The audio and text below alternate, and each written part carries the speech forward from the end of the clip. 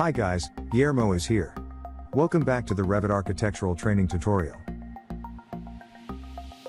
In this tutorial, we will learn how to create drafting views and when we use them.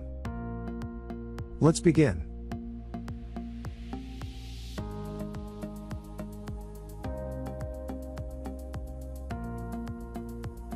Most of the views you create in Revit reference the model in some way. This is true for floor plan views, ceiling plan views, section views, elevations views, etc. They all use the 3D model to generate their views. The drafting view is not associated with the 3D model, and we use them to show specific details that are not part of the model design. Rather than create a callout and add details to it, you may want to create detailed conditions where the model is not needed. In a drafting view, you create details at differing view scales and use 2D detailing tools such as detail lines, detail regions, detail components, insulation, reference planes, dimensions, symbols, and text. These are the same tools used in creating a detail view. However, drafting views do not display any model elements. When you create a drafting view in a project, it is saved with the project. For example, this building has an external curtain wall, and let's say we wish to show a standard detail of curtain wall mullion in this external wall. This detail will occur many times around my building. I may wish to produce a standard detail for this situation, utilizing a drafting view. To create a drafting view, switch to the View menu tab, and then select Drafting View from the Create panel.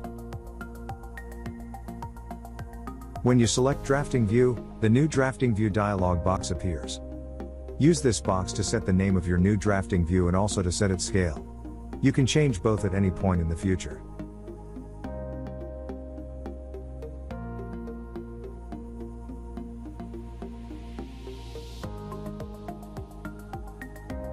Click OK to accept the values that you have entered.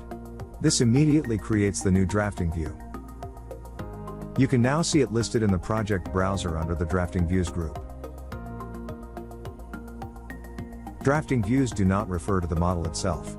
So, our new drafting view appears blank. Now we can use our detailing and annotation tools to draft out the detail we wish to produce. Also, we can insert or link a CAD detail drawing. You can produce all the necessary drafting views your project needs. Each one will contain a standard detail. These views can then be placed onto a sheet. Now I can use these as standalone details.